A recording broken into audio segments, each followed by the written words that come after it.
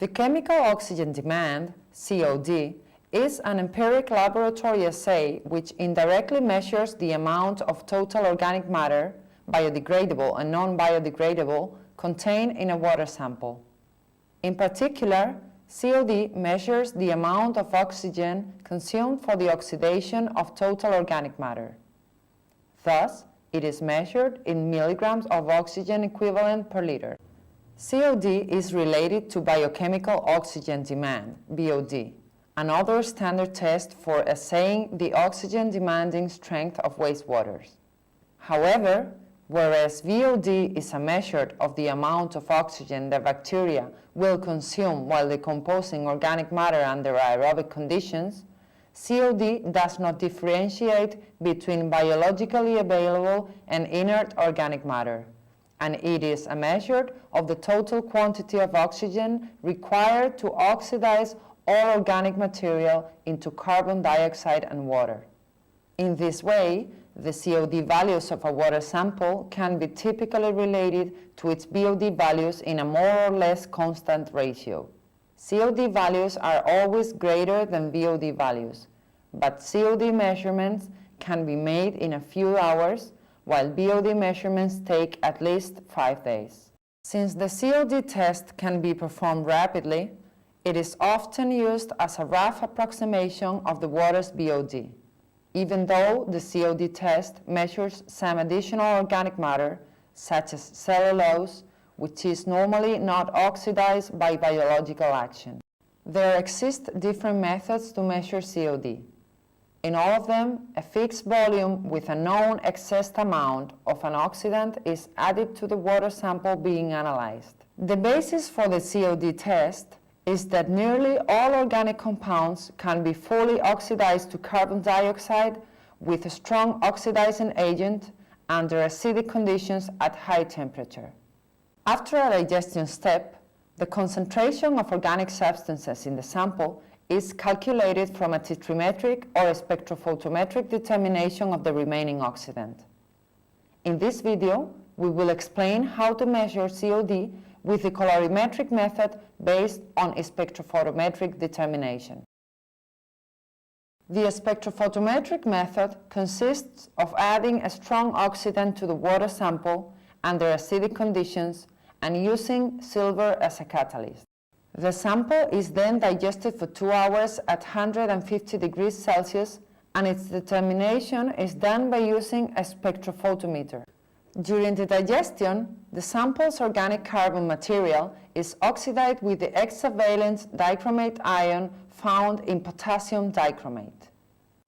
The dichromate readily gives up oxygen to bond with carbon atoms to create carbon dioxide. The oxygen transaction from dichromate to carbon dioxide reduces the dichromate ion to the chromium ion. The amount of chromium ion is determined after oxidation is complete. In essence, a COD test determines the amount of carbon-based materials by measuring the amount of oxygen the sample will react with.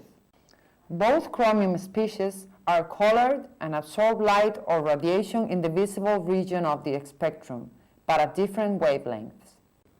While the dichromate ion is visible at 420 nanometers, the chromium ion is at 600 to 620 nanometers, where dichromate has nearly zero absorbance.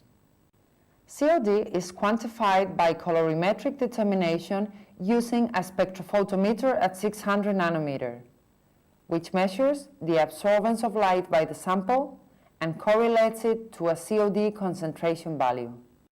The Beer-Lambert law affirms that for some substances, light attenuation or absorbance is proportional to the concentration of attenuating species in the water sample. In other words, if the value of absorbance is known, the concentration of the substance can be deduced. In particular, the spectrophotometer measures the amount of chromium ion produced during the digestion of the sample, which is correlated to the concentration of organic matter. To start with, a relation between absorbance and concentration is required in order to further determine COD values. That is the reason why a calibration curve is prepared. The calibration curve consists of preparing standard solutions with known COD concentration and determining their absorbance at a given wavelength. This allows us knowing the relation between COD value and absorbance. To achieve this calibration standards whose behavior is the same as that expected in the COD assay must be used. Considering a solution of potassium hydrogen phthalate, the relation between COD value and concentration of this solution is. Knowing this, a scheme of 5 to 7 dilutions of the solution are made in order to obtain enough points to fit the calibration curve. The standard dilutions should have the concentrations shown in this table, ranging 0 to 500 milligrams of oxygen per liter. These are obtained by diluting the initial potassium hydrogen phthalate stock solution. Once that's done, the absorbance of all F standards is read in the spectrophotometer, and the equation fit where Y is COD concentration and X absorbance. This method has a range of COD concentration from 0 to 1000 milligrams of oxygen per liter. If any water sample is out of range, it should be diluted. First of all, switch on the dry block heater in order to achieve 150 degrees Celsius on time, while preparing the water samples for digestion. In order to zero out any light absorbed by anything in the solution other than the compound of interest, reference blanks are needed, which consist of the ionized water samples of 2.5 milliliters prepared in triplicate. Blend and mix the water samples before pouring any volume into digestion vessels, so that suspended solids are not excluded from any aliquot. Prepare 3 replicates for each sample, so as to reduce error by eliminating outliers.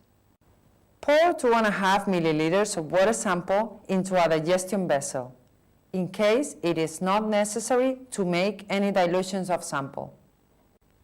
After that, incorporate the reagents into each digestion vessel. Since a very exothermic reaction will occur, it must be done in the fume hood.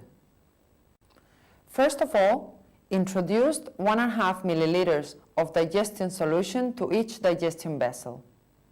Then, introduce 3.5 milliliters of sulfuric acid. It is important to follow this order while introducing reagents. Close tightly each cap tube and mix them completely.